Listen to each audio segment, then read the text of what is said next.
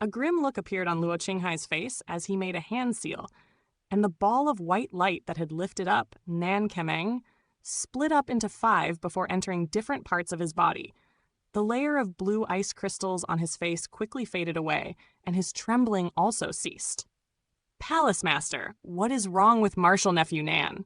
the fair-skinned scholar asked. "This is not the place to talk. Let's find somewhere to settle down first." Luo Qinghai replied with a grim expression, and the vast Flow Palace cultivators quickly made their way into Waveview City before taking up residence in a quiet inn. Minger sustained some severe injuries during the prior battle, and in his injured state, he forcibly activated the frost crystal plaque, resulting in the glacial qi within the plaque entering his meridians. If this isn't addressed in a timely fashion, it could harm his cultivation foundation. I have to immediately use a secret technique to treat his condition.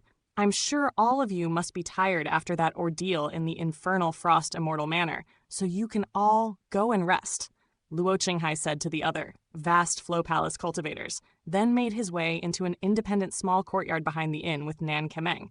Moments later, a light barrier rose up from within to encompass the entire courtyard. Martial Nephew Nan is in good hands with our palace master treating him, so there's no need to be concerned. Let's all go and take a rest.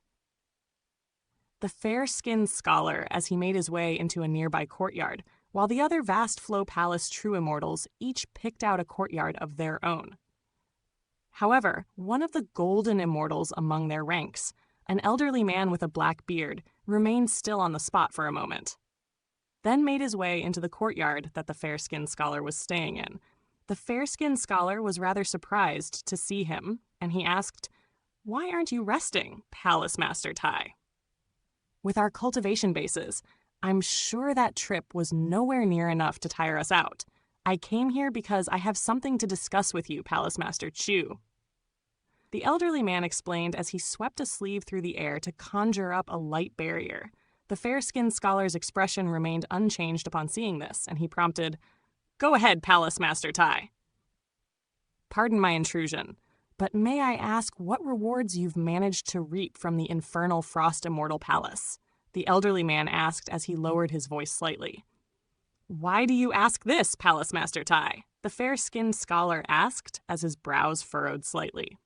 "For the sake of reaching the High Zenith Palace as soon as possible, none of us were able to gather many treasures or resources on the way there.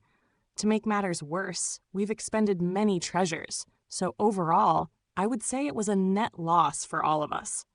Are you willing to return to the sect like this, Palace Master Chu?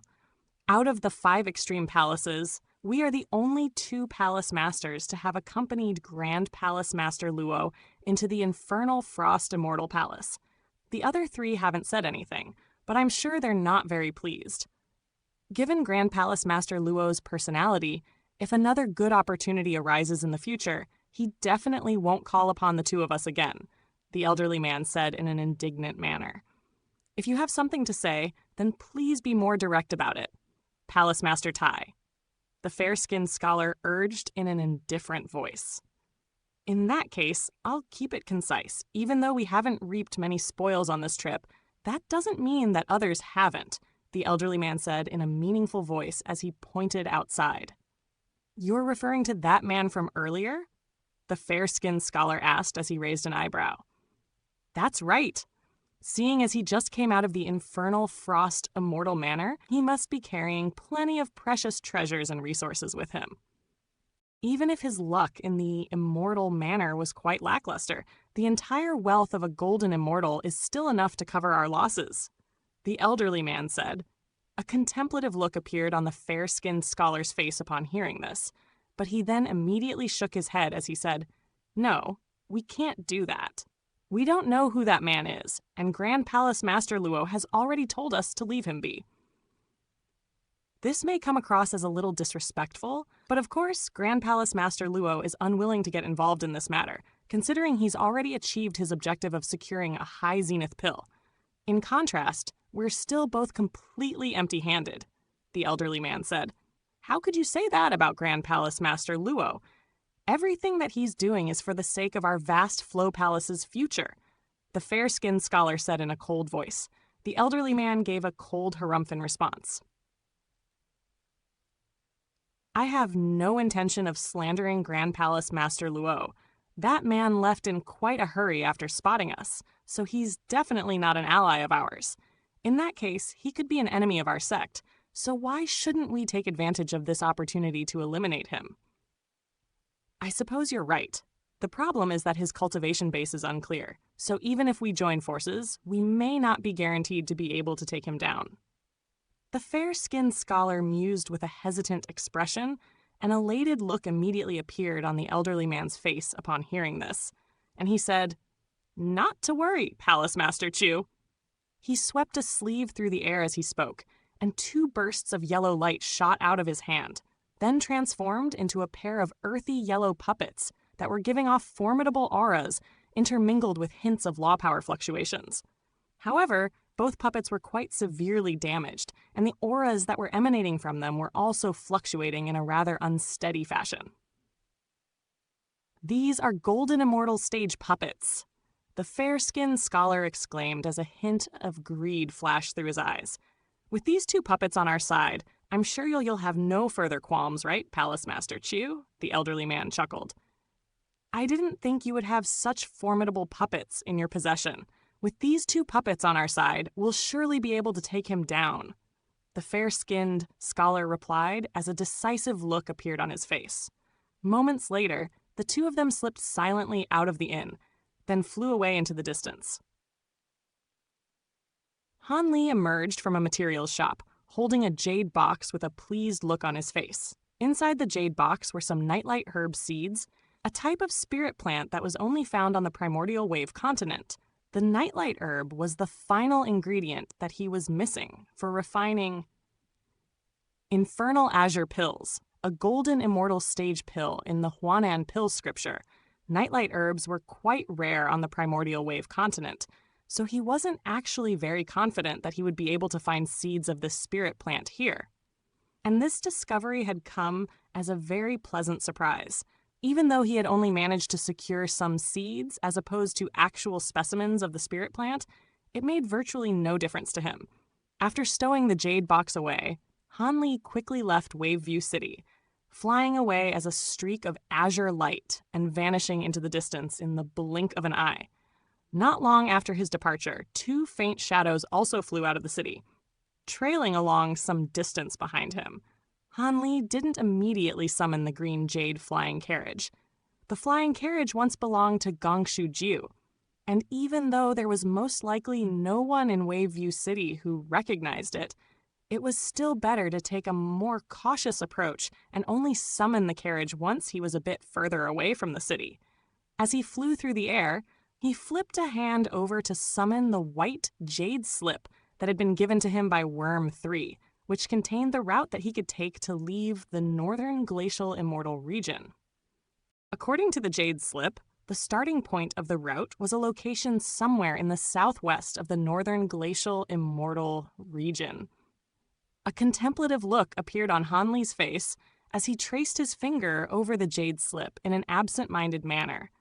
Even though Worm 3 had told him 2 routes through which he could leave the northern glacial immortal palace, it was clearly not feasible for him to leave through the northern glacial immortal palace's interregion gate. Even though his reincarnation palace mask still hadn't been exposed yet, the reincarnation palace was a sworn enemy of the heavenly court, so there was no guarantee that the heavenly court didn't have any ways to see through reincarnation palace masks. Hence, the only option available to him was to cross the primordial land. However, he naturally wasn't going to blindly trust Worm 3, so he had to verify through some other avenues that this was indeed a feasible route to take. Aside from that, he also had to make a trip to the ancient cloud continent prior to his departure.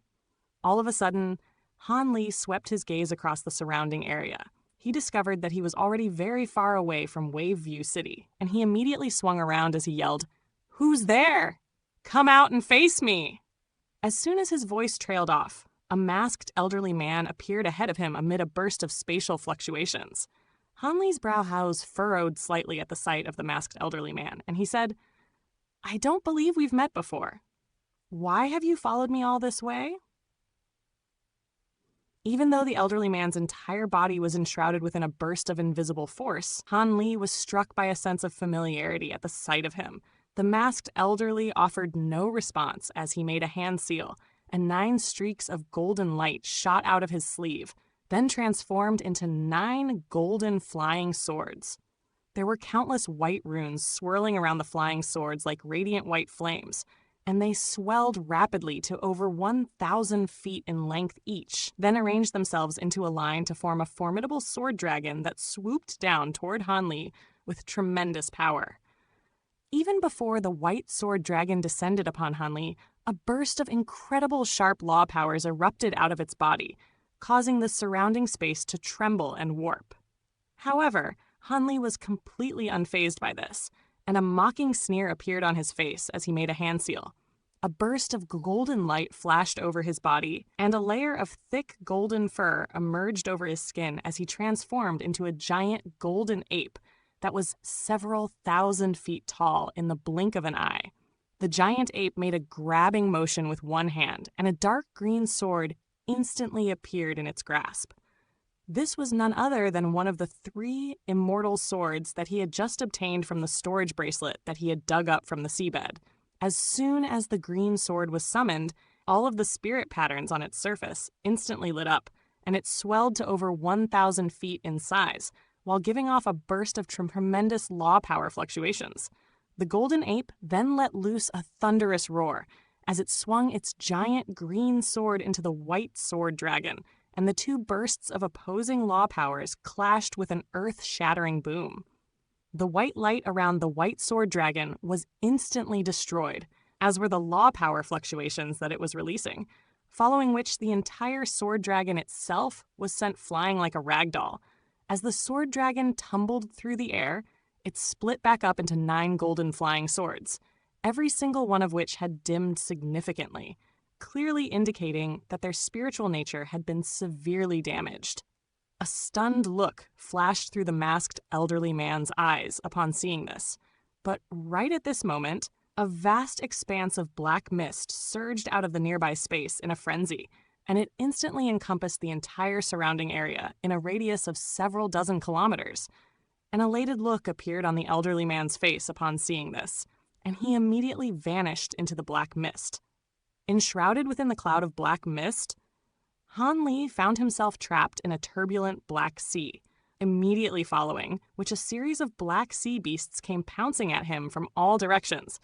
All of these sea beasts were as enormous as mountains, and their auras indicated that they were all at the golden immortal stage.